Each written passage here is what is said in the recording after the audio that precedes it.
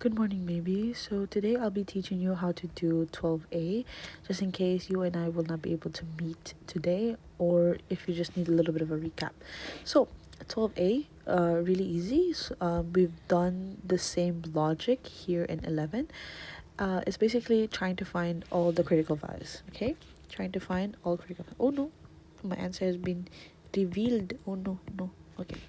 Um you can pause the video anytime you want to take a practice, but I will be just continuing going, so please pause it anytime. And yeah, so finding all the critical values, the first thing that we have to do is differentiate it.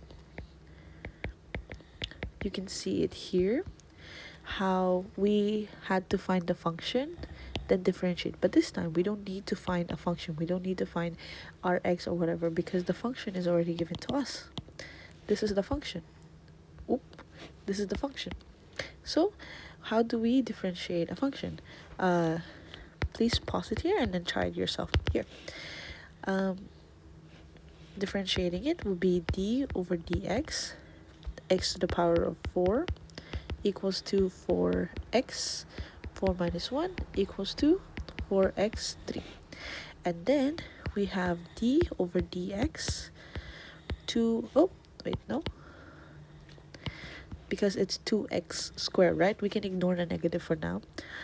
2 times d over dx, x squared equals to 2 times 2x, 2 minus 1 equals to 4x.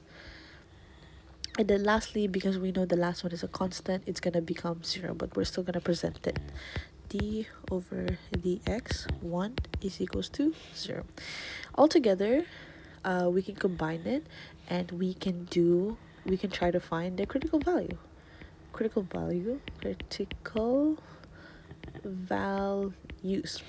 And critical values is basically like the function being differentiated equals to 0, because you can see here how the function doesn't have that little line on top of it, but when you differentiate it, it suddenly becomes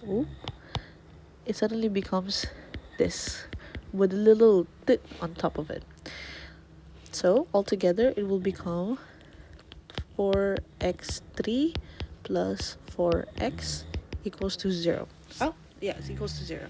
0 not referring to the one on top, but 0 referring to this.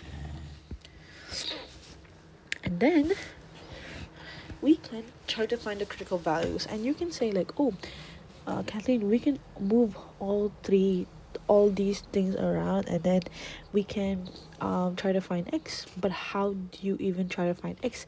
Let's say x, I put x here, right? X on here, because both sides has x. This will still have x on this side. This will still have, because x to the power of 3. Or if we try to do 4, let's try to do 4x. Okay, that will be x squared plus 1. There's still gonna be an x somewhere. There's still gonna make sense. So you have to remember that when it comes to quadratic, I think it's, or it says quadric, something like that, this thing, because it's x to the power of 4, right? Oh no, oh no, no. X to the power of 4. Oh, it's doing it again. X to the power of 4. Okay, it turns into a cubic when you differentiate it. And what does that mean? Apparently, when it is a quartic, the number to the power of 4, the derivative of it, oh, it's not differentiate, the derivative of it becomes cubic, and then its critical points can be up to 3, while a quadratic, which only has about to the power of 2, will become a linear and will only have exactly one critical point. That being said, this can potentially have 3 critical points. So how do we find it? We find it by, first of all, factoring the common factor. And the most common factor here, just like we've seen, right? Oh, by the way, I realized something. This is not addition.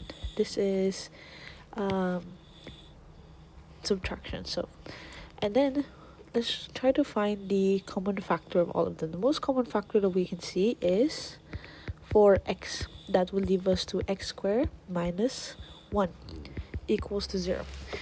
Now, 1 to square is equals to 1 because 1 times 1 is equals to 1.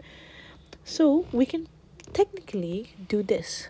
4x, x minus 1, x plus 1. This is a factor property where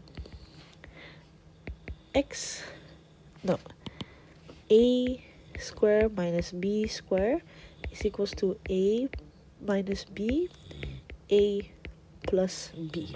This is a factorization property.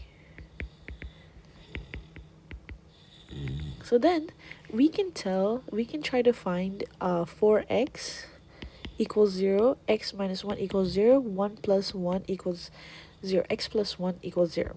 So then the three critical values is 4x equals 0, x equals negative 4, oh, x equals to 0, because I just realized this is multiplied by x, so it will go underneath it and this will become divided by 4, and anything divided by 0 will become 0. So x is equals to 0, and then we have x minus 1 equals 0, x is equals to 1, and then x plus 1 becomes x negative 1. So the critical values are